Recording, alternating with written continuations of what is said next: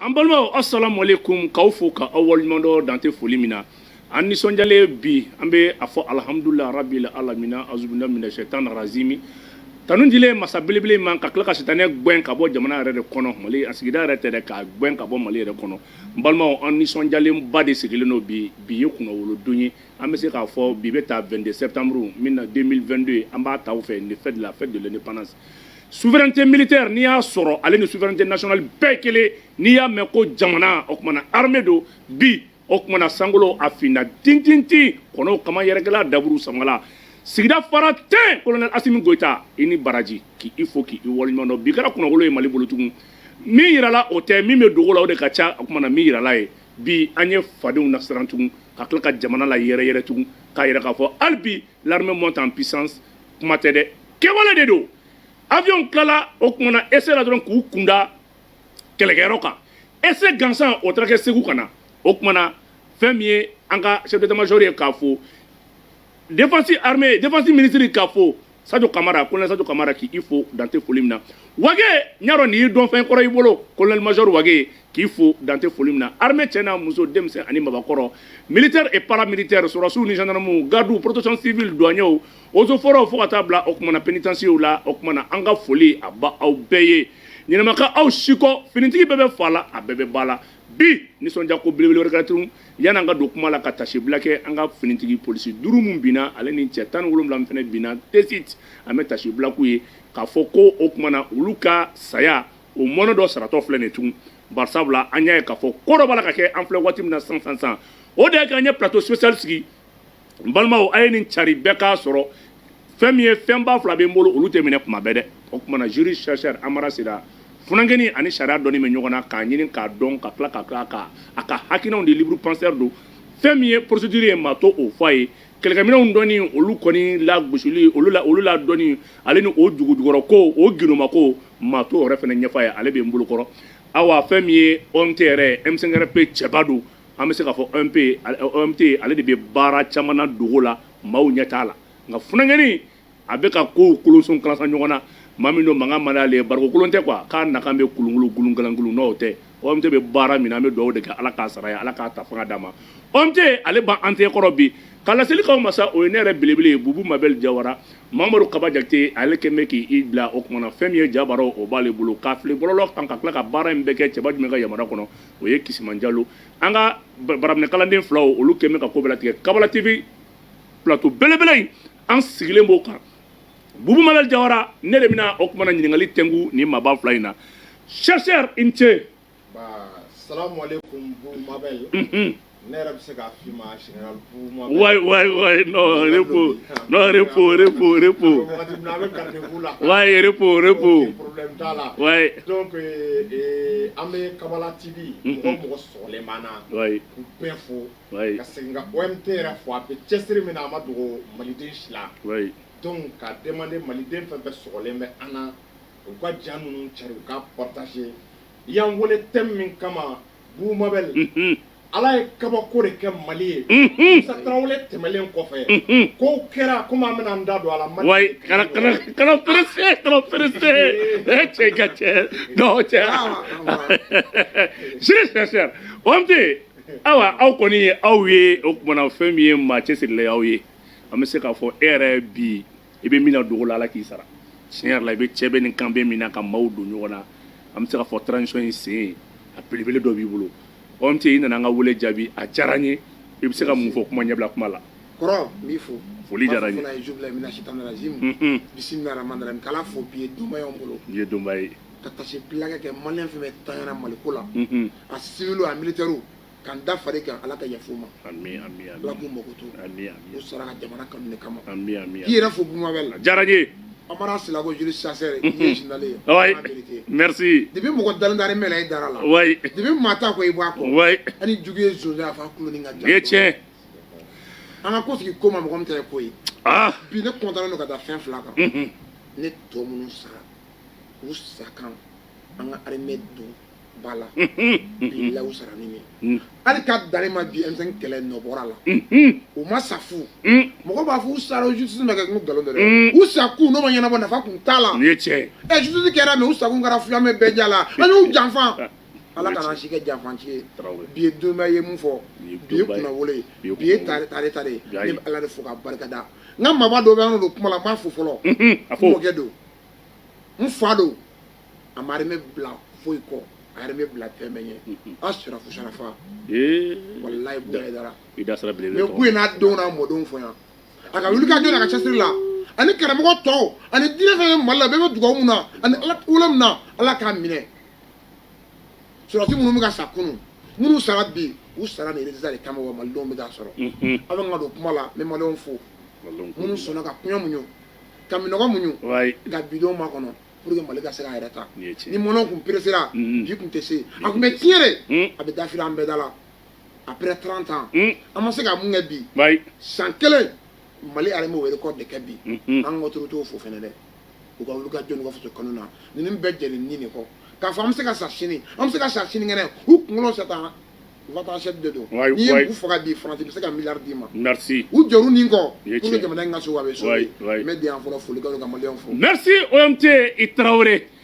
jiri chercheur an b'a ye k'a fɔ de mois de mars ka na bila sisan na avion 22 15 o nana mars kɔnɔna la olu nana dogo la olu ma yira an bɛ don min na ko bi 6 o sɔrɔla bi 2 o b'a la ka monter o ma yira fana o dogolen bɛ kɛrɛfɛ an b'a fɔ ye o 6 yɛrɛ fana na sa Albatros L39 ale yɛrɛ fana b'o la ale ye 4 ye o tuma na M511 SH ale yɛrɛ fana b'o la ale ye 1 ye fo ka taa bila Sekaza ale yɛrɛ b'o la min n'ale bɛ maa ta fo maa bawu an b'a ye k'a fɔ ale min sanna 2014 a ye maa ba 10 de ta o tuma na san 4 kɔnɔna la ale yɛrɛ 2nan wɛrɛ sɔrɔla tugun Airbus ka marque don i b'a ye k'a fɔ Espagnol ale ka développement don Amara Sila juri chercheur Mali armée ye attaque ko 32 de kɛ kalo 3 kɔnɔ 10 o kɛra kalo tile 10 kɔnɔ 10 attaques donc n'i y'a ta en moyenne ça fait une attaque par jour a y'a bɛɛ repoussé ka tila k'a su bɛɛ n'i y'a fara ɲɔgɔn kan côté ennemi ça fait 813 morts côté ami n'o ye armée Mali yɛrɛ ye ça fait 52 morts an b'a ye k'a fɔ ambassade cayara binbiniw bɛ sen na an y'a ye pankuru kɔni o cayara nafa jumɛn bɛ nin capacité défense aérienne na e bolo e ye ɲininikɛla ye finitigi ko kan. Bubu i ka nin kɔrɔfɔ nin diyara n ye i ye nin kɔrɔfɔ tɛmɛ na Bubu n'i y'a ta k'a lajɛ attaque baden tun bɛ ka Mali sɔrɔ ka sababu kɛ couverture aérienne de tun tɛ Mali armée la c'est à dire an ka kɛlɛkɛdenw an ka cɛdenw u bɛ taa kɛlɛkɛyɔrɔ la c'est comme u fiɲɛtɔlama de bɛ taa kɛlɛkɛyɔrɔ la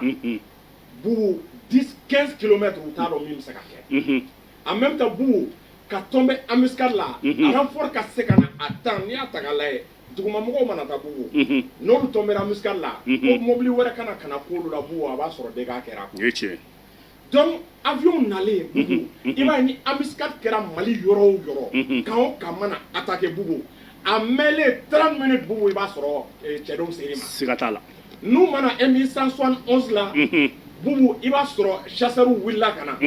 ou bien Bubu i b'a sɔrɔ drone fana wulila ka na Bubu i b'a kalama k'a fɔ fɛn min tun bɛ armée de l'air jɛ fɛn min tun bɛ Mali armée jɛ de façon générale n'o ye couverture aérienne ye Bubu o de filɛ nin ye ka sɔrɔ bi avion 22 mois de mars ni bi cɛ 6 nana bi 2 fana u b'a la ka dilan u m'o tɔgɔ fɔ effectivement i bɔra ka minnu fɔ Bubu n'i y'a ta k'a lajɛ avion minnu bɛ ka na Mali la kɔrɔlenw tun bɛ k'an deli de kɔrɔlen peinturelen na mais minnu bɛ ka na Bubu i b'a kalama ko ninnu bɛɛ bɛ ka monter Mali de la yan nin kɛra ten u bɛɛ de bɛ ka monter Mali la yan tiɲɛ don wa Mali mécaniciens bɛ u dilan u bɛ ka Mali mécaniciens ka tila k'u adapter la effectivement parce que n'i ye avion sɔrɔ i b'a dɔn ko avion sɔrɔli t'a bannen yan avion entretien parce que Bubu avion entretien n'i m'i ka pilotes dege o la ala k'an kisi ni n'o jamana fɔra ɲɔgɔn kɔ diɲɛ don o don u tɛ n'u ka pilotes ou bien u ka mécaniciens bila ka na entretien kɛ donc Bubu an bɔra ka chasseur dɔw sɔrɔ i b'a dɔn fɛn dɔ tun bɛ an jɛ Bubu o tɛ dɔwɛrɛ ye les chasseurs supersoniques chasseurs supersoniques tɛ dɔwɛrɛ ye chasseurs minnu ka teli n'u vitesse bɛ taa 2500 kilomètres la heure kelen kɔnɔ u bɛ se ka 2500 kilomètres u bɛ se ka o boli par exemple yanni Kidali ye combien de kilomètres olu ye 1300 1500 environ 1500 kilomètres à l'heure avion min b'o bolo o b'a jira avion bɛ se ka bɔ yan m'a fɔ avion sanna o kama dɛ c'est à dire avion bɛ se ka bɔ yan ka taa yaala kɛ Kidali ka segin ma donc o capacité bɛ avion in na donc nin b'a jira k'a fɔ Bubu Mali armée mana attaquer diɲɛ yɔrɔ o yɔrɔ i ka position tenue 15 minutes i bɛ fɛn dɔ ye sanfɛ i kunna mais Amara bi aéroport yɛrɛ la avion yɛrɛ ka essai la avion taara Segu de ka na avion taara Segu kɔnɔ en moins de 17 minutes Assimi jɔlen bɛ a bɛ ka avion lajɛ avion ka essai taara a Segu de ka na i b'a ye k'a fɔ aller retour a tɛ 15 minutes bɔ a ka taa ni ka segin na parce que Boubou a tɛ se ka bɔ avion min bɛ an bolo Albatros L39 nin Boubou i b'a kalama k'a capacité à vitesse maximale o bɛ taa plus de 900 km à l'heure en même temps vitesse ascensionnelle o bɛ taa plus de 1700 km à l'heure o ye vitesse ascensionnelle ye Boubou n'i y'a ta k'a lajɛ ka ni avion to an bolo Boubou n'a y'an diya bi Tessit kɛlɛ tɛ yan avion bɛ se ka bɔ sisan démonstration na k'i kun da Tessit kan en moins de 30 minutes ka taa gosi kɛ ka taa awɔ Boubou an labɛnna koyi ni ma hakili jigin Musa Tarawele ka tan na Musa Tarawele ka tan na 2021 de tun bɛ Mali bolo 2500 km à l'heure 2021 halisa a bɛ yen par manque de faute d'entretien i b'a kalama ani politiciens ka ŋaniya jugu a min caman jɔra tiɲɛ don caman fana feerela caman fana feerela est-ce que y'a faamu awɔ mais an kɛlen ka ninnu ko flamme de la paix ou an kɛlen ka ninnu sɔrɔ sisan terroristes walahi u ka taa ni min dagad'u la u ka taa marifa déposer quoi awɔ u bɛ statut de prisonnier de guerre sɔrɔ o tɛmɛlen kɔ an ye hélicoptère minnu fana sɔrɔ yɔrɔ in ma deli ka hélicoptère Mi 171 SH o tɛ yan an ma deli ka nin yɛrɛ non Mi 171 bɛ yan Mi 24P bɛ yan mais 171P awɔ Mi 35P fana bɛ yen mais i b'a ye k'a fɔ Mi 171 SH mais ni ŋɔnya et puis i b'a dɔn k'a bɛ 32 éléments de ta et puis a bɛ gosili fana kɛ a bɛ mɔgɔ hakili jigin min na o de ye opération spéciale ye a yɛrɛ ka avantage o de ye et puis a bɛ kɛ sababu ye troupe au sol a tɛ kɛ bilen ka ko cɛw bɛ tun ka taa bilen mais tiɲɛ yɛrɛ la Amara n'i ye nin montée en puissance jateminɛ i ma fɛn dɔ ye sisan tuma bɛɛ i b'a mɛn ko opération aéroportée opération aéroportée nin b'a jira k'a fɔ an ka force spéciale notamment les commandos parachutistes olu tɛ se ka baara kɛ nin na n'i y'a ta k'a lajɛ an ka bureau rouge tun bɛ entraînement kɛ mais avion nin tɛ yen u bɛ jigin baara la cogo jumɛn c'est vrai est-ce que vous voyez alors que olu ka mission spéciale ye nin de ye terroristes bɛ wuli dɔrɔn pour que terroristes kana tunu ta force spéciale la débarquer u bɛ jigin baara la dɔrɔn tout à fait tile terroristes ma donc i b'a ye n'i ye Mali ta k'a lajɛ bi c'est Boubou an ka force spéciale ye baara kɛ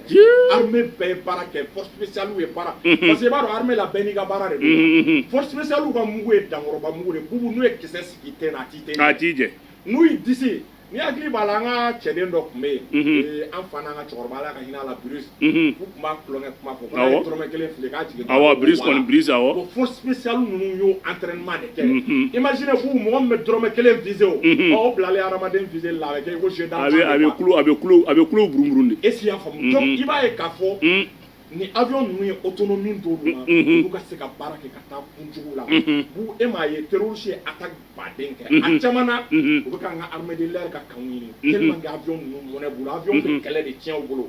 Boubou kana ɲina yɔrɔ dɔ fana kɔ super Tucano 4 fana b'an bolo ayi an t'an da don o la o comme an ka mɛ mois de mars ni sisan cɛ 22 apparaît 15 nana mois de mars discrètement mɔgɔ si ma o kalama olu tɛ se ka yira bari sabula n'i y'olu lajɛ olu ye supersonique ye 4e génération de don ale bɛ dugu o dugu bolo pour le moment ale yɛrɛ montage bɛ yɔrɔ min na n'an m'an farati français yɛrɛ bɛ sɔn ka taa bin an kan ye parce que u ye senu kan yɛrɛ attaqué o avion ninnu de nɔfɛ kɔsa in na u ye kati bun u ye senu kan attaqué olu nɔfɛ Amara o b'an bila an bɛ taa belebele fan fɛ OMT ne b'a dɔn e nisɔn ka di bi nin pankuru minnu baden nana bi wa bɛɛ niyɔrɔ b'a la cargo b'a la i b'a ye k'a fɔ fɛn min ye cargo tactique fana b'a la n'o o ye Sekaza ye Sekaza filɛ nin i b'a ye k'a fɔ équipe médicale bilayɔrɔ b'a la hali ni opération bɛ se ka k'a kɔnɔ bi e ye nin avion 3 type ɲɛnamaba ninnu y'i ka jamana armée bolo bi i bɛ se ka mun de fɔ an ye. fierté nationale. ouais. nisɔndiya kɔrɔta sankɔrɔta Boubou aw bɛ ka don kuma la n bɛ fɛn dɔ tile maliyɛnw ye. o tile Boubou to ka kuma a bɛ ka sɛgɛrɛ fɔ maliyɛnw n bɛ mun fɔ ye mun kan ka fɔ bɛ fɔ mun kan ka dogo bɛ dogo o communication bɛ ka kɛ o bɛ ka mɛn a fɛ aw t'an ɲɛdɔn a tɛ communication yɔrɔ bɛɛ n'a ka baara don Boubou ta ne ka ko ye kisɛ armée yɛrɛ de b'an bila an ka mun kan ka fɔ bɛ fɔ wa caman bɛ yen bi o ma fɔ i b'o ka kuma dɔ fɛn caman jiginna bi dɛ ta de bɛ fɔ a dogo ta bɛ dogo mais mun kan ka fɔ ne b'a fɔ a dun nafa ne b'a dilanni na pour que malidenw ka dɔn bi an ye kungo minnu an ye minɔgɔ minnu an ka wari taara min dɔw bɛ yira sa on doit être équitable loyal honnête et sincère faut dire la vérité pénalité de ko santé kɔnɔ mun a ye Dakar la a ye wari d'u ma u bɛ minɛn san ni minɛn san n'u y'o dogo an bɛ tila ka b'u kama tuguni o tɛ k'u affaiblir n bɛ fɛ k'o yɔrɔ tilen k'a fɔ dɔrɔn an ka siga bɔ kuma la maliyɛnw aw yɛrɛ fo équipe minnu sɔrɔla bi a ma taa effort kɔ dɛ maliyɛnw bɔra an ye Mali de se ka partenaire an y'a ɲini kunun an ɲanina dɔw traitera yan comme apatrides yan jamanakuntigi dɔw fɛ yan minnu b'a fɔ bi Faransi ka taa i sɔn ce sont des apatrides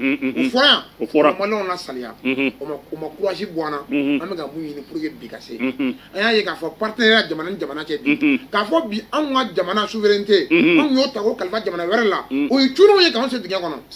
o mun kan k'anw dɛmɛ ka équipement militaire sɔrɔ o mun kan k'anw dɛmɛ ka avion sugu ninnu sɔrɔ o yɛrɛ b'an ka wari minɛ ka yuru ka turu n'anw ye ça fait 60 ans français bɛ jɛ la a ma deli ka avion feere an ma a t'a feere o t'a yɛrɛ bannen dɛ k'aw hakili lajigin lamɛnnikɛlaw an n'u mɔgɔ minnu sɔgɔlen b'an na an b'aw ladɔnniya k'a fɔ même français Rafale mun di Côte d'Ivoire ma Gbagbo ka kelen ka taa u b'a fɔ yɔrɔ ma ko 43e piment o yɛrɛ ye français ka base dɔ ye Gbagbo u bɛ Gbagbo attaquer tuma min na u ka Rafale nin taara u yɛrɛ ka base in bon u tila ka Rafale in bɛɛ détruire ka tila ka contrat de défense aérienne signer ka tila k'a ɲini mɔgɔ o mɔgɔ bɛ yen ni i bɛ CEDEAO kɔnɔna la Faransi de bɛ taa défense contrat signer mais a t'i équipé abada o b'an hakili jigin Centrafrique la k'i ka kuma sɔn ji la a ye wari mun Centrafricains ka gɛlɛya kelen tuma min na Centrafrique président ye wari di Faransi ma Faransi tila ka taa dun ka taa rebelle ka marifa de ko a ye marifa min minɛ rebelle la ka tila k'o lasigi Centrafrique président ma o fana obligé ka Mali ka ɲɔgɔn kɛ ka o kumana fɛn min ye contrat défense signer ni Russie cɛ i n'a fɔ anw filɛ nin ye lafiya min na nin ye OMT ye tɛmɛ ni babu ye bi an y'a ye ka fɔ Sadio Kamara ka discours la a ko Kolonel Assimi ma ko ka guakura dilan cɛ o bɛ fɛ ka mun de fɔ ko ka guakura dilan hakilima b'a faamuya cɛ o kɔrɔ de a caman de bɛ yen place ka dɔgɔ yɛrɛ ko ka guakura dilan an bɛ ka bi discours Jules Senghor ye fɛn dɔ fɔ c'est très important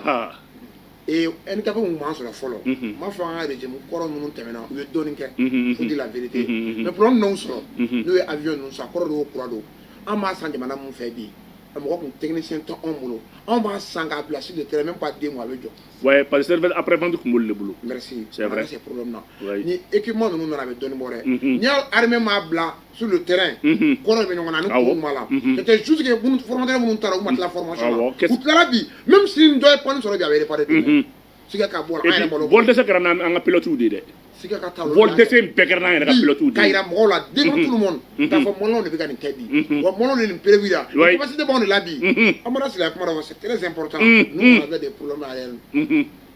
bi il faut dire la vérité ni problème dɔ y'an ka armée sɔrɔ Ala k'an kisi a ma au moins de 15 minutes bi aériennement sur le plan an bɛ se ka ko bɔ au moins de 30 minutes il faut dire la vérité n ye dugu dɔw ye bi LBN kɔrɔ dɔw ye bi u ye publication kɛ réseau sanfɛ an ye minɛn minnu san o ye jamana ci minɛn de o ye jamana kɛlɛ minɛn de o ni wari tun bɛ fɛn wɛrɛ wari b'e bolo i tɛ se k'a dun ça sert à quoi jamana y'anw ta ye mais an tɛ se ka fɛn k'a kɔnɔ pendant combien de temps olu sababuya la a ye nin ɲɔgɔn dɔrɔn ye ni nin tun b'an bolo en 2012 olu ye ko minnu k'anw na fatu la ka fɔ k'a k'anw na u y'a ye k'a fɔ de équipement t'anw bolo bi o yɔrɔ to u y'an ka jamana tila 3 ye ka 2 minɛ mais bi nin mois minnu bolo nin b'a yira olu la de accord de défense an b'a fɔ an t'a appliquer dɛ mais an b'a appliquer an sago la siga ka bɔ a la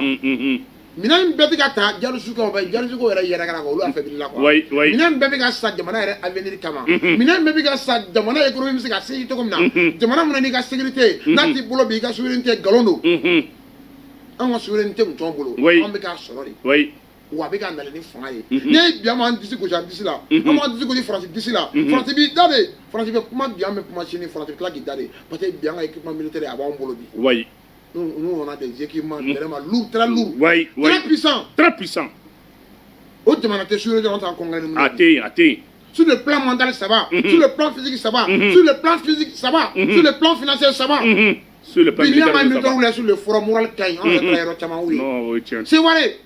moti bankas kɔrɛw n'i taara li yɛrɛ la bi u bɛ ta min kɔnɔ kunun n'i y'a ye k'a fɔ san nana u tɛ se ka sunɔgɔ mais bi ko équipement yɛrɛ la o labɛnna cogo min na o b'u de kɛlɛkɛ moins seulement ka moral lajɛ non siga t'a la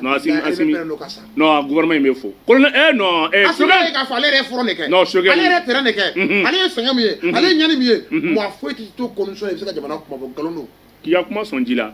Assimi tun ye Sofara commandant zone ye wagati min na Assimi ye forage se kan kɔnɔ u y'a ɲininka k'a y'a kɛ mun na jaja Assimi yɛrɛ sɔrɔsikɛ bɛ soli ka bɔ ka taa sɔrɔ a yɛrɛ muso n'a den ci t'u bolo e cɛ n'a fɔra ko ji kun tɛ kan kɔnɔ. Mais au Pérou, c'est frappant. Mais de la défense corps d'Aourou Damé. En Assemblée nationale, il a osé dire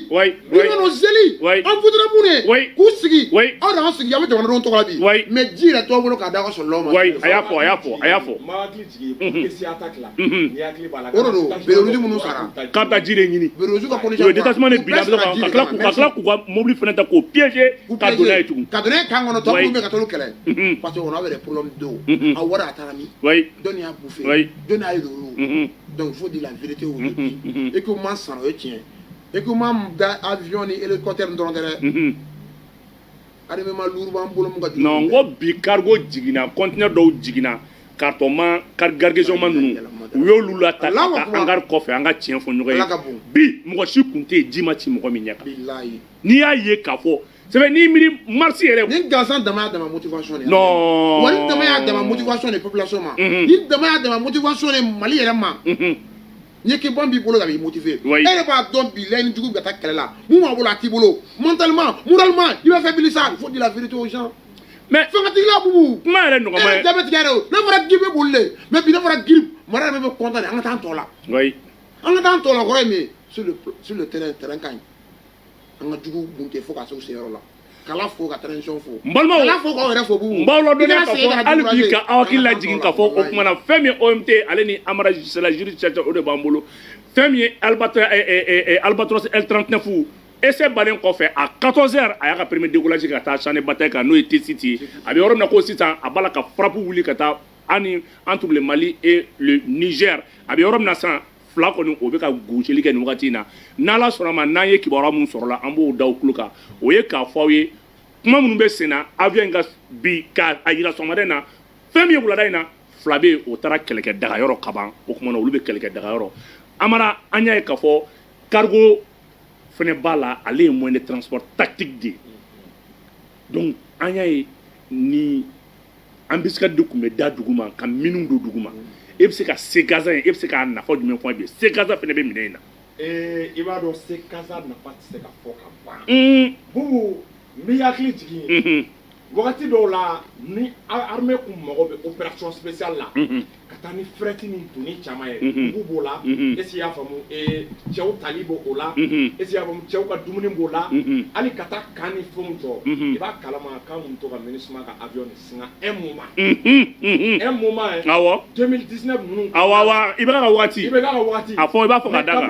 même au début 2020 est-ce y'a faamu voilà transition ye nalen an kɛlen k'an ka kasa ninnu sɔrɔ i b'a kalama MINUSMA de mago bɛ jɔ an ka minɛnw na sisan c'est vrai bi avion min bɛ Mali bolo a tɛ MINUSMA bolo awɔ MINUSMA ka transport la a mago bɛ jɔ armée malienne na ko MINUSMA kasira de ko ni Faransi taara k'u b'a kɛ cogo di awɔ mais oni y'u dabi oni k'u ma ko ayi ko tɔnɔ Mali bɛ yen ko tɔnɔ Mali ba bɛ yen k'u ɲɛji cɛ n'u mago bɛ minɛnw minɛ ko ni ze ko Mali u kana Mali fɛ Mali bɛ minɛn d'u ma donc kasa ninnu n'i y'a ta k'a lajɛ et hali an ka commando parachutiste ninnu le plus souvent i b'a ye fɔlɔ u tun bɛ entraînement kɛ ni kasa ninnu diɲɛ kɔnɔ quoi armée tɛ se ka kɛ bi an bɛ wagati min kɔnɔna la ni kasa in damadɔ t'i bolo i ka minɛnw transporteli la quoi parce que n'i bɛ fɛ ka opération spéciale kɛ voilà exactement voilà n'i bɛ fɛ ka mission spéciale kɛ i b'a ye k'a fɔ kasa nafa ka bon i bɛ se ka taa ni doni baden ye quoi mais alors que o dɔrɔn yɛrɛ tɛ tuguni blessé de guerre terrain kɔnɔna la bubu imagine ka se ka opération chirurgicale kɛ a b'a to an ka blessé baden ni mɛ kɛ parce que i b'a dɔn blessé sugu dɔw bɛ yen u kɛnɛyali a bɛ dépend u ka évacuation an'u ka première prise en charge n'a fɔra ka docteurs b'an bolo chirurgiens b'an bolo olu bɛ se k'i opérer avion kɔnɔna la avion yɛrɛ kɔnɔna la se kasa in médecin fila ni infirmier naani o de place b'a kɔnɔ a banna o ni yɔrɔ la an bɛ médecin militaire fo parce que mɔgɔw bɛ ɲin'u kɔ n ko bɛɛ n'a ka baara de don u bɛ baara la dɛ wa k'a fɔ i b'a kalama ko an dafɛ dugu la dɔw bɛ ka kasa kelen de sɔrɔ sisan armée dɔw an tɛna armée tɔgɔ fɔ kɛ u y'u si bɛɛ kɛ kasa t'u bolo dɔw y'a kelen sɔrɔ an bɛ fila la dɔwɛrɛw fɛnɛ commandelen don est-ce que y'a faamu c'est-à-dire bubu armée bɛ ka avion min sɔrɔ i b'a kalama ko pilote fɛnɛ bɛ ka caya u caya cogo de la awɔ mɔgɔ baden de bɛ entraînement na. Oui, oui. En même temps, armée kɛlen bɛ ka politique de recrutement dɔ kɛ pilote la. I b'a dɔn u bɛ ka école maire de ta bubu. Oui, oui. Ka olu bila ka C'est vrai. Et puis ngo. Non seulement entre Algérie et Russie, oui. U bɛ tila ka na technologie dɔ. Bu n'an continue na lancer la bu a kana bari la dɛ. N'i y'a mɛn ko Mali sera ka drone dilan. Ou bien ka Irama missile dilan yɛrɛ. A kɛra. A kɛra. Fitinin d'u ma dɔrɔn. U yɛrɛ y'a tɔ développer u yɛrɛ. U ka denmisɛnninw fɔrilen ba don a la. Awɔ. Donc o tɛmɛnen kɔ. An ka jeli militaire la mɔgɔ caman bɛ yen. Voilà, exactement. Ani ka mɔgɔw hakili jigin bubu mɔgɔw bɛ ka ɲina fɛn kelen kɔ. Yɔrɔ tuma bɛɛ Faransi kun b'i kulonkɛ an ka sanfɛla la bubu o banna. Parce que u kun b'u kulonkɛ an ka sanfɛla la hélicoptère kun b'an bolo. Ala ko tiɲɛ hélicoptère tɛ se ka ko avion de chasse la. Mais sisan Albatros min b'an bolo ani bubu Sukhoi bɛ an bolo. Kana fɔ ala kama fɛn min ale bɛ ka monter de ale to yen. Ale bɛ ka monter n bɛ ka min ɲɛfina n ko tellement que français ka vidéoman dɔ bɛ yen activiste dɔ bɛ yen a y'a bila bi k'a bɛ Albatros la gosi mais a y'i da to an ka Sukhoi la ko ale ye Sukhoi kelen ja ye Sukhoi don Sukhoi tɛ ne ko n ko i ni ka Mali kɔnɔ vidéoman yɔrɔ et puis ale de bɛ texte sɛbɛn k'a ci Mali vidéoman dɔw ma k'a fɔ ko nin ne ye cɛ in ka publication ye olu fana b'ale ka o b'a wɔlɔfɔ ale fana ka vidéoman don tiɲɛ. Walahi min kale maliyɛnw ye minɛn m'an bolo c'est-à-dire kabako don Ala ka n'i ɲɛ d'u kan kulonkɛ banna an ka sanfɛla la bubu drone ye min kɛ k'an ka renseignement armée ka renseignement di est-ce que y'a faamu jugu ma. Awɔ tesi awɔ o don o. bubu nin y'a bannen ni drone fɛn fɛn kɔrɔbɔra an sen na k'a b'a kɛ bubu an b'a drone lajigin drone tɛ dɛ hali ni yɛrɛ fɔli a kɔrɔbɔ an b'a lajigin. Ko avion taara kɛlɛkɛyɔrɔ ka ban. A banna ka ban. Avion fila taara.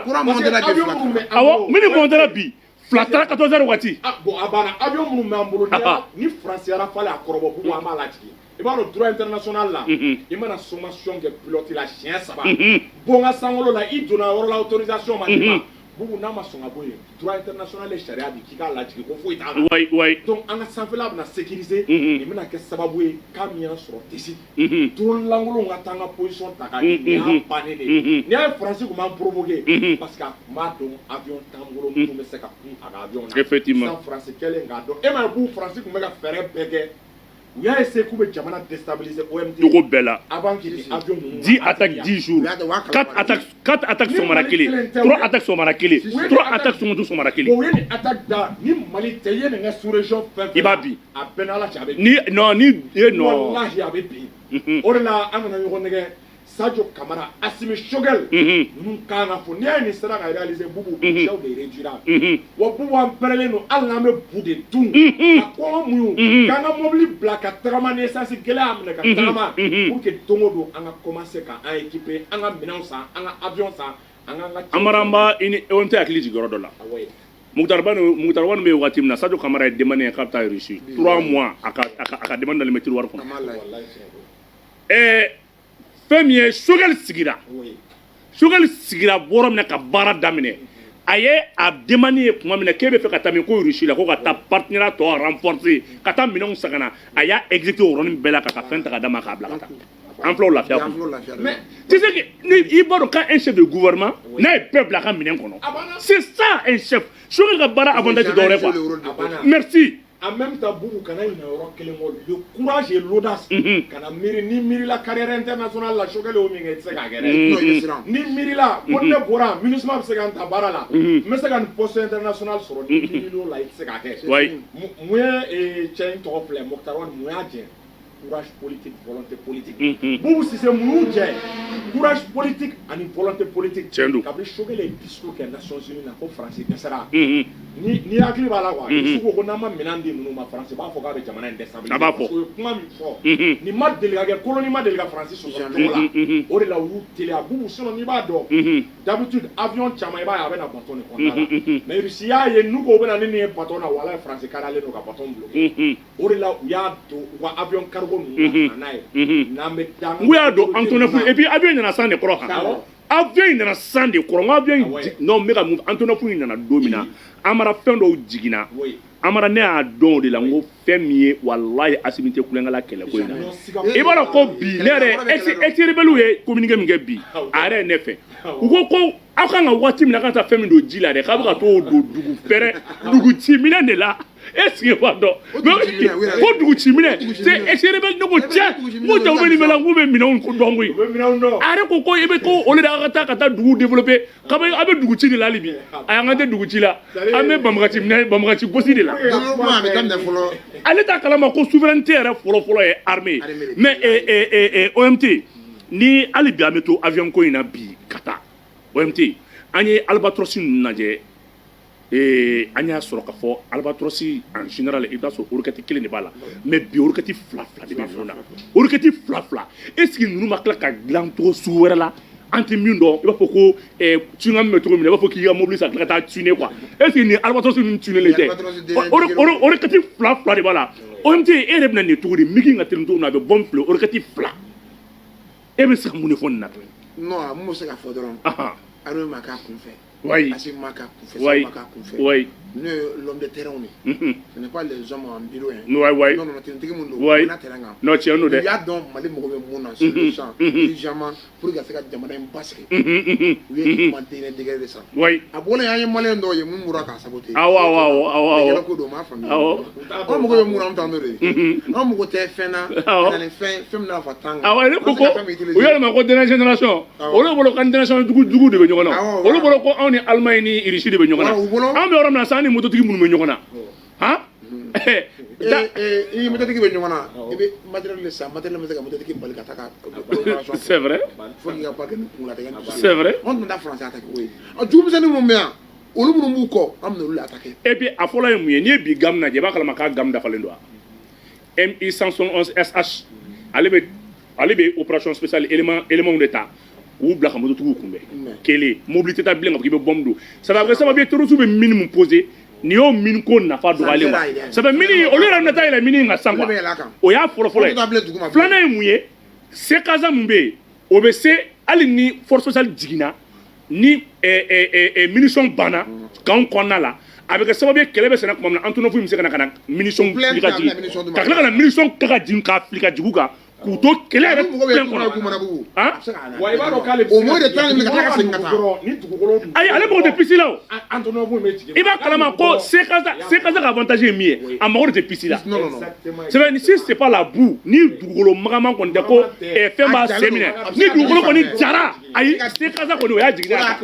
jiginnen a kan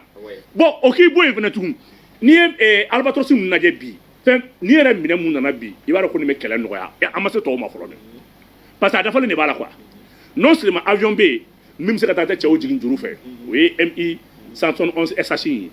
avion fɛnɛ bɛ yen min bɛ se ka mɔgɔw fɛnɛ larguer est-ce que i b'a kalama o ye Sekaza ye o ye Sekaza in b'o kɛ bon i b'a kalama n'o fɛnɛ jiginna tugun n'u sera ka boli ka taa k'olu fɛnɛ dan tugun migi chasseur minnu bɛ yen albatros minnu bɛ yen olu bɛ se ka taa dankari la et puis a ka avantage ye mun ye au-delà maintenant des bombes et des roquettes a bɛ se ka matériel min b'a la a bɛ se k'i gosili kɛ tuguni k'a to sanfɛ ka cɛw bɛ min na duguma ale fana bɛ se k'o ɲɔgɔnna kɛ donc n'i y'a orokɛti fila in jateminɛ k'a lajɛ a orokɛti kelen orokɛti SUT de b'a la donc a ka avantage bi i ma a taara bi tesit san b'a sɔrɔ esike b'a kalama cɛ san b'a sɔrɔ kungo ala ka mɔgɔ ɲɛda nin ka sa cɛ minnu bɛ k'a publier kunun bi olu de da jɛna au départ o y'a publier depuis gosili daminɛna ye jugu y'u jɔ minnu b'u informé k'e b'olu yɛrɛ kɔ surtout k'a di mɔgɔ wɛrɛ ma walayi o kuma nin y'an lafiyalen ne ma se ka min faamuya ka minɛ yira sɔgɔma k'a bila ka taa kɛkɔrɔ wula fɛ mais cɛ ça veut dire pour que mɔgɔw kana kuma wɛrɛ sɔrɔ k'a fɔ minɛn don an ye propagande dɔ quoi o de ka fɔ an ka bɔ propagande kɔnɔ voilà kɛlɛ bɛ c'est vrai a tun bɛ yen sur an b'a kalama an y'a yira bi ka taa sur le front ka taa fitura sabati ka na n'a ye minnu sara k'u su ɲɛnama minnu sara kunun ka t'u su ɲɛnama malgré janfan tun bɛ yen piège tun bɛ yen ka taa ko da kɛnɛ kan mais sisan Amara kuma dɔ bɛ k'a fɔ ko avion d'entraînement ne ko ne bɛ fɛ ka dɔn entraînement ballon bɛ yan Voilà. E k'o ɲɛfɔ an ye dɛ. Bubu, i ka nin kuma diyara n ye. C'est-à-dire, Adamadenw, c'est-à-dire, n'i tɛ fɛn dɔn, a ɲini i k'a dɔn. Et puis juguya ala kana juguya don mɔgɔw dusukun na dɛ. Et puis min bɛ ne faga fɛnɛ anw filɛ an bɛ baro la an n'an muso bɛ ɲɔgɔn na. C'est-à-dire, hali dusukun lafiyalen. Walayi. Est-ce que i y'a faamu? olu le b'u jaabi u tɛ sunɔgɔ. Walayi. I ma dɔn nin ka jugu. Et puis jamana mana fɛn fɛn san i la bɛ n'o la gosili kama. E cɛ nin nin ka jugu dɛ. O tɛ nin ka jugu dɛ. U bɛ min fɔ avion d'entraînement mais dɔ in fɔ dɛ ko avion d'entraînement et avion d'attaque. Mais Boubou, d'abord avion fɛn o fɛn a bɛ avion d'entraînement ye diyagoya ni min avion na i bɛ avion essayer o est-ce que i y'a faamu est-ce que e y'a mɛn ko entraînement gansan don est-ce que attaque t'a la wa est-ce que o y'a fɔ ko avion d'attaque t'a la wa parce que i b'i entraîner fɛn na de ka sɔrɔ ka taa attaque kɛ quoi. Non ne fɛ k'e ŋamu na o. En même temps ni ok est-ce que i y'a faamu ni avion ninnu non seulement u bɛ attaque kɛ u bɛ entraînement kɛ en même temps Boubou minɛn wɛrɛw b'an bolo min ka girin ni ninnu fana ye quoi. Est-ce que i y'a faamu minɛn wɛrɛ b'an bolo min ka teli ni ninnu fana ye Boubou. Boubou ni entraîner dɔ la o ka attaque ko la o ni tellement dir'i ma Boubou n k'aw bɛ k'i bolo tulonkɛ de ye. Boubou taa diɲɛ armée bɛɛ la ye i bɛ Albatros sɔrɔ o bolo. Algérie a ye don Google kɔnɔ. A bɛ Algérie bolo a bɛ Allemagne bolo a bɛ Russie bolo a bɛ Égypte bolo. C'est-à-dire a dugu tɛ compter quoi. Wa u bɛɛ Albatros bɛ ka kɛlɛ kɛ bi Ukraine. Front bɛɛ ka Albatros c'est-à-dire Afgan fɛ armée Afghanistan ye est-ce que i y'a faamu Afghanistan Américains kɛtɔ k'u kɔ don armée Afgan ma i b'a kalama ko Albatros bɛ san ka d'u ma. Awɔ. Munna u ma F-16 d'u ma. Est-ce que i y'a faamu donc Boubou mɔgɔw ka juguya kan de don est-ce que i y'a faamu avion fɛn fɛn n'i y'a ta k'a lajɛ par nature Boubou mun bɛ avion moderniser de. Oui, mais Albatros ka avantage ye min ye bi bi in na on a à peu près 36 forêts classées terroristes ta dogo mun kɔnɔ. Bon i b'a ye k'a fɔ avion n'i ye avion tɔ ninnu ta k'a lajɛ Albatros ye attaque légère ye donc i dogolen kɔfɛ ale bɛ motow ni fɛnmisɛnninw ni ani wa a b'olu de ɲini kosɛbɛ parce que caméra min b'a la nin i b'a dɔn k'a fɔ imagerie Doppler min b'a la nin a bɛ fɛn sama ka na ka tila k'a walawala ka bɔ ɲɔgɔn na ka tila ka identifier ka tila k'a jira la donc hali ni dibi bɛ yen Albatros ka radar n'a ye na i b'a fɔ sisan hali ni donna kuluwo la a ka avantage y'o de ye quoi a ka maniabilité ale ni a bɛ don womisɛnninw kɔnɔ ka jugu ɲini. I ye maniabilité min fɔ Boubou i b'a dɔn avion baden bɛ maniabilité tu la i m'a ye an ka pilote a bɛ ka munumunu ni migi a bɛ ka lamunumunu quoi o de y'a maniabilité wa i b'a ye ni jugu n'u bɛ moto la sisan yɔrɔ mototigi a bɛ se ka zigzag n'a ye zigzag a bɛ zigzag k'a nɔfɛ n'a ye zigzag a bɛ don voilà a bɛ zigzag k'a nɔfɛ i b'a ye k'a fɔ a ka maniabilité u donna wo la quoi c'est-à-dire a bɛ se ka don u nɔfɛ parce que n'i y'a ta k'a lajɛ i b'a dɔn an mago bɛ munna mɔgɔw bɛ drone san parce que drone fana n'a avantage. Oui. Il y a comment interurbain. C'est léger et ça peut se faire donc Albatros filɛ a bɛ se ka don ni Mali ta k'a lajɛ an ka kɛlɛ ninnu n'u ta bi population de kan.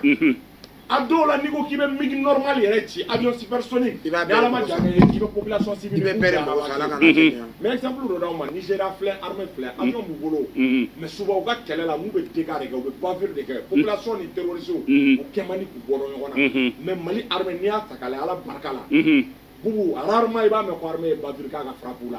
parce que yann frappe bɛ kɛ drone bɛ renseignement di ala minnu b'an bolo olu b'a di chasseur yɛrɛ bɛ avion minnu kɔnɔ olu fana bɛ renseignement di pilote bɛ nin bɛɛ de fara kan nin bɛɛ de calculer Boubou a bɛ sɔrɔ ka attaque kɛ a ka ca Ala fɛ i b'a ye k'a fɔ victime civile ka dɔgɔ a la donc an bɛ min fɔ mɔgɔw ye Mali kun mago bɛ Albatros de la quoi c'est-à-dire Albatros de bɛ se ka Mali kɛlɛ kɛ Albatros de bɛ se ka mototigi ninnu ɲini parce que terroristes u ye fɛn dɔ faamu u ka mode opératoire yɛlɛma dɛ ka mobili groupé ka na non o y'o dabila dɛ o y'o dabila dɛ o tɛ n'i ye jateminɛ kɛ Sindi kɔnɔna la u ye camion ninnu jeni yɔrɔ min na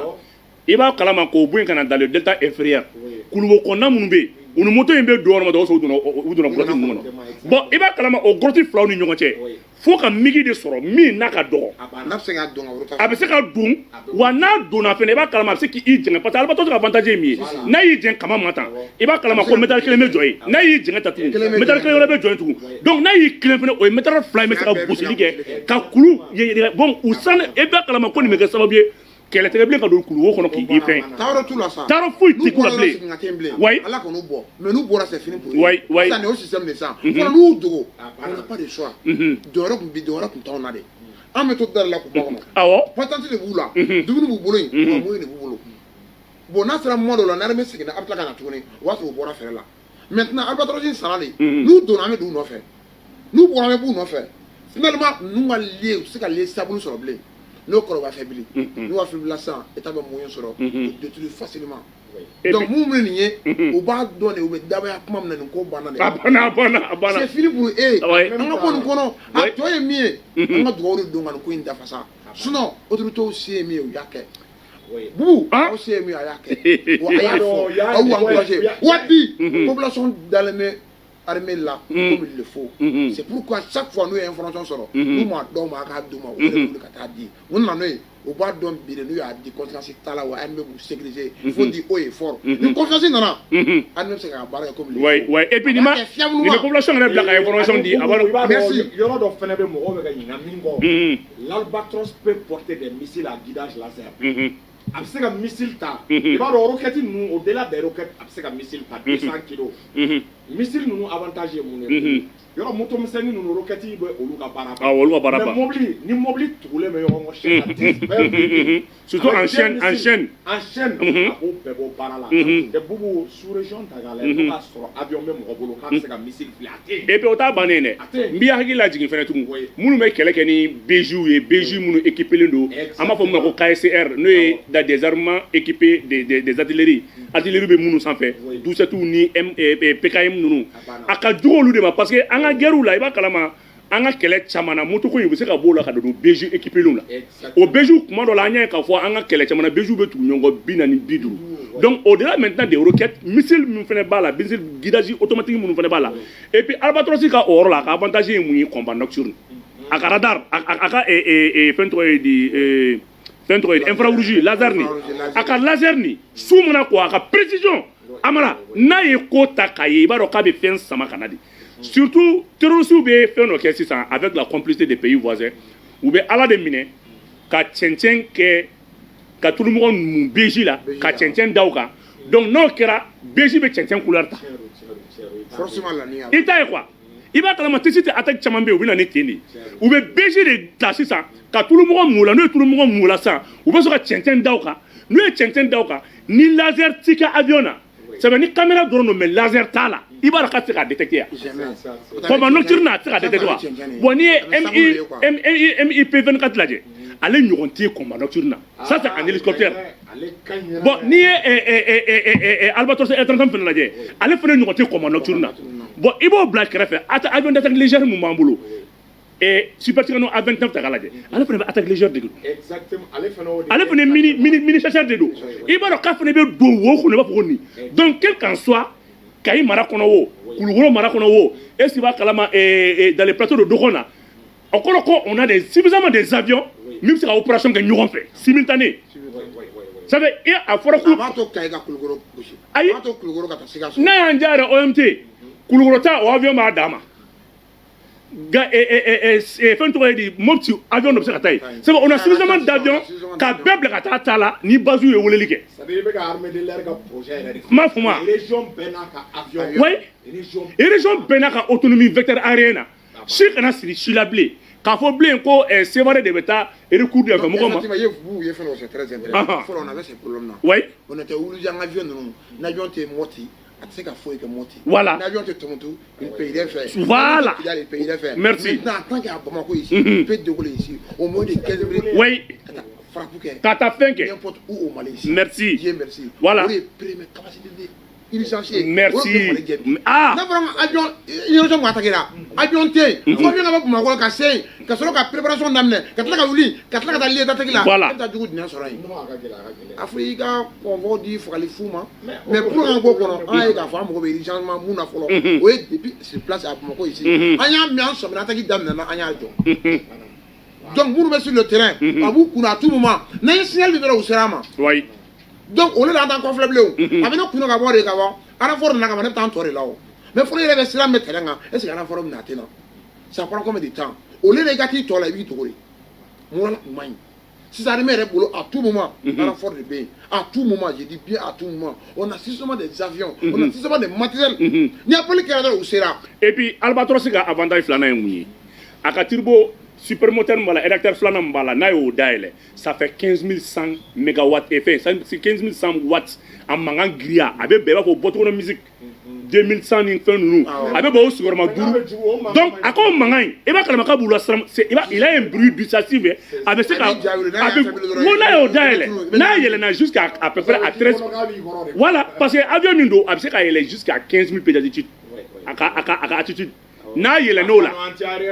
non non il est hors de portée des métalliques nous ni dusati nous ni fait nous la olu se ka soro na yele la na e turbo flana ndaile abe manga min blaka jigi non e ba ko dugu ba faradi kata donc ala si sabe abe ka olu ke ka gawa nous na ka dokulu ko na ni fait nous na donc ni me ga sababe parce que obina mode obina don ni moto la souffre fait ko na nous na donc ame se ka fo bi OMT kuma kunche kuma la e be se ka mun de fo anga émission kunche ka yira ka fo bi kɔni ne ye b'a la maliden sɛbɛ bɛ nisɔndiyalen don donc ni maa min ma da la i bɛ se k'i avion yɔrɔ i ka du yɔrɔ yira avion in na ka taa farabuguri ka so m'a fɔ ma ni n'i y'a dɔn ka fɔ ko avion in k'a se ka marifa ci a ka du yɔrɔ yira a la a ka taa o kumana a ka dɔnni suma o ma o kumana kuma jumɛn bolo barikada bilayi ala fo ka segin ala fo masa jalaki bale sitika y'o fɔ ɲɔgɔn ma fierté an ka saya ma kɛ fu y'an bolo an ka saya ma kunna non aw kamaradu ka saya ma kɛ fu bilayi ta u bɛɛ satɔ u ye nin de fɔ depuis que ni ne ye miiri nin na n tɛ poste ɲini n tɛ fɛn ɲini wallahi Mali de ye quoi je vois le Mali parce que ninnu tɛna foyi sɔrɔ bilen quoi u sara ni yɛlɛma de kama u sara ni sɛyɛma de kama Nasimu sɔnna k'o ye n jɔ sɔnna k'o ye n wage sɔnna k'o ye n sawu sɔnna k'o ye Morokɔnɔ sɔnna k'o ye an bɛ sukali de fo ka barikada an mun y'an ka danaya ta ka d'a kan don min na a bɛ suwaji M5 RP kɔnɔ jeunesse fɔlɔ de tɛgɛ kɔrɔ an b'a sigi a filɛ nin ye a ye unanimité jeunesse bɛɛ tɔɔrɔw kunkolo birilen to ni jeunesse ko moyen kɛ parce que olu de y'a sɛgɛn kɛ u y'a tɔɔrɔ kɛ u y'a lajaba kɛ donc Choguel m'a imposé quoi jeunesse fɔlɔ ko Choguel a ye unanimité bɛɛ ko Choguel cɛkɔrɔbaw tɛ se ka kuma bila cɛkɔrɔba o jeunesse ko ten a ye unanimité ne ko jeune kelen ka fɔ dɔrɔn u t'a fɛ pour na jeune ko an b'a fɛ a ye unanimité n'ale sɔnna k'i yɛrɛ sacrifier sini ma sini kɛnɛ an ka bonheur sɔrɔ an ka kunadiya sɔrɔ an ka sankɔrɔta sɔrɔ ne kan k'a fɔ n'i m'a fɔ n kɛra fitiriwale ye wallahi ma kɛ hɔrɔnya ma bilayi n kan k'a fɔ n kun ye mun kɛ a y'o fɔ kuma bubu k'i yɛrɛ fɔ depuis kuma dɔ la an kun commencera ka confiance perdue i ye qualité dɔ fɔ Armé kan i ye recherche dɔ fɔ an ye i ye yɔrɔdɔn dɔ d'an ma bilayi an bɛ segin an kɔ sans ka raison ɲini k'a dɔn mais an seginna parce que an dalen b'i la i bɛ ka mun fɔ mais bi mɔlɔ kan ka bubu i fo ko an ka Sogo Tunkara fo ko an ka Joli Sasɛri fo depuis mɔgɔ dalen ta la ye mɔlɔnw da la u y'a kɛ fataw u y'a kɛ lakalatɔw u y'a kɛ amalidɛmi ye faso kanu kɔfɛ a sɔnna a bɛɛ ma kuma sugu bɛɛ fɔra yanni i faso kanu ja laban b'a la wallahi i bɛ buruja mais a bɛ laban i t'a la a laban o t'a la bi an bɛ mun fɔ dɔrɔn population ye ko mun daminɛna tan nin ka se ka laban hɔrɔnya la tilennenya la u ye kuyo mun ɲini de kama u ye minɔgɔ mun ɲini de kama Asimi y'a d'u ye Sogolo y'a d'u ye a tɔ ye baara fitinin de pour que jamana in ka segin a yɛrɛ ma an ye Mali dɔn kunun mun na an ka ko ye bi siga tɛ nin na Mali ye jamana ba de jamana barikama don u k'a dɔn n'i y'a ye an bɛ kungo na bi parce que kunun an ka dirigeants bɛ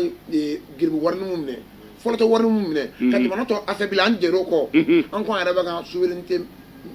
militaire an yɛrɛ b'a ta an yɛrɛ ye accord défensif b'an ni jamana minnu cɛ k'an piétiner k'an humilier k'an abandonner c'est fini nous aussi c'est l'ancien Mali on est farala jamana dɔw kan kunun k'u indépendance dilan ka d'u ma Modibo y'o kɛ yan bilahi il faut dire haut et fort an ka cɛdɔnw y'a kɛ an ka équipements y'a kɛ mais bi problème dɔ la parce que anw ye dirigeant dɔw sɔrɔ jamana susi kun t'u la anw ye dirigeant dɔw sɔrɔ u y'u ka avenir dilan jamana kan anw ye dirigeant dɔw sɔrɔ u miirila u yɛrɛ ka sini na n'u denw ka sini ka ɲinɛ jamana sini jamana bi kɔ ala y'a k'an mun tile la an ka fugariya tɛ anw ye jamana sɔrɔ nin dingɛ de kɔnɔ mais anw sɔnna an b'an nin di k'an tɛgɛ di ɲɔgɔn ma anw de ye jeunes ye k'a fɔ hakilina tɛ kelen mais hakilina bɛ kɛ kelen Mali kama bubu il n'était pas partisan kelen dɛ Mali ko kama an y'an tɛgɛ di ɲɔgɔn ma bi ne mara sera Joli Sasɛri an tɛ partisan Mali ko kama an sɔnna k'an tɛgɛ di ɲɔgɔn ma n'an bɛ t'o la an ka t'o la Mali ka jɔ tiɲɛ kan danaya kan Mali de kɛ dɔw bɛ yen bi olu bɛ k'a bénéficier mais u dogolen bɛ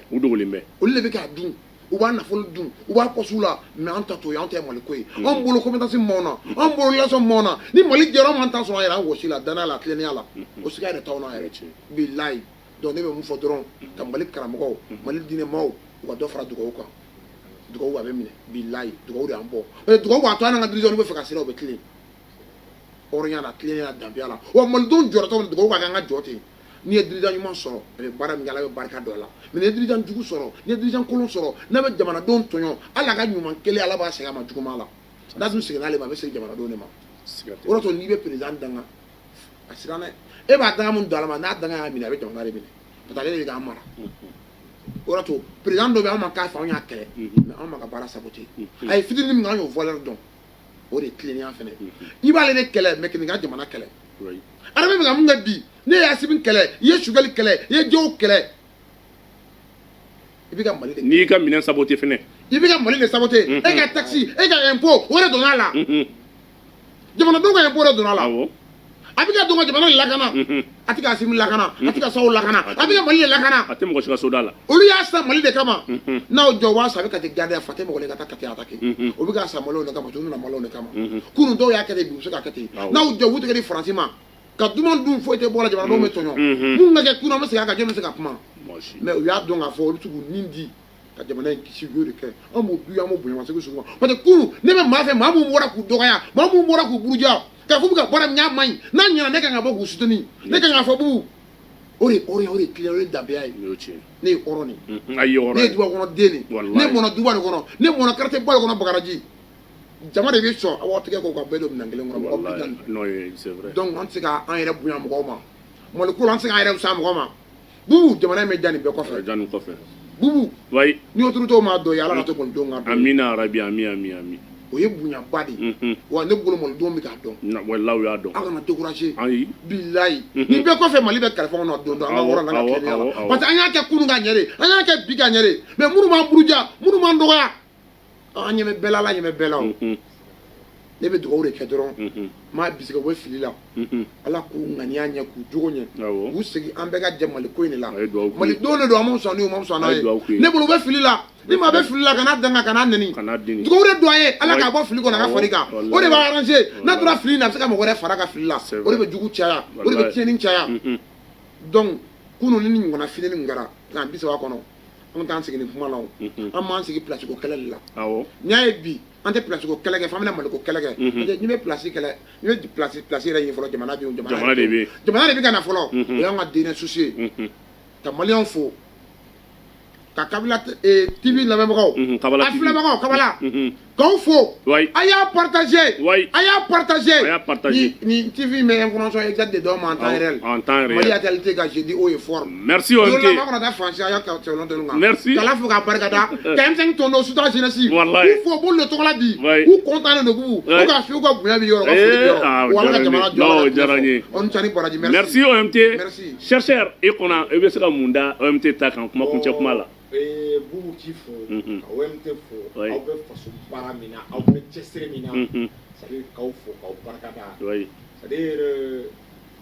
aw ni médaille ka kan mais je sais que ça va venir ni autorité ma di ma dɔ peuple bɛ médaille di donc o tɛmɛlen kɔ ka fɔ maliyɛnw ye u jigila kana tigɛ u ka armée la u k'u ka armée soutenir u ka nin autorité ninnu soutenir wallahi n'a ye ninnu perdre Mali tɛ jɔ tuguni monnaie min donna an na bubu 2012 est-ce qu'il y a faamu c'est-à-dire ka région bi tile 3 région bɛ ka bi o tile kelen bɛ kɛ pendant 3 jours monnaie min donna na quoi transition kana foyi kɛ ala kama u ka sécurité ni minɛn d'a ma an tɛ foyi ɲini sécurité ni minɛn ko fo dɔw ye dɔnkili kun da Mali armée la awɔ kɛra i hakili kun t'a la repli tactique est-ce que i b'a mɛn sa i tulo la a ye repli wa a bɛ fɔ de ko repousser ja ne y'a dɔn de quoi ni transition in kɛra sababu ne y'a dɔn ko ja hadamaden ka souveraineté foyi tɛ o bɔ quoi armée ka monnaie bɔ an na fɛn man di k'o bɔ quoi c'est-à-dire o de b'a permettre bubu embargo mana kɛ diɲɛ fɛn o fɛn a b'a supporter donc malidenw a bɛ ka embargo min supporter o mɔgɔ minnu sara o wala an bɛ dugawu kɛ ala ka hinɛ u la u ka saya a ma kɛ fu ye en même temps minnu ye kɔngɔ minnu u ka kɔngɔ minnu ma kɛ fu ye wa u k'a bila u kunna u ye fitinin de ye minɛn na u ye fitinin de ye dɛ minɛn tɔ bɛ yen Mali kɛlɛ c'est-à-dire a tɛ wuli min kɔ o de ye nin ye n'a dara nin na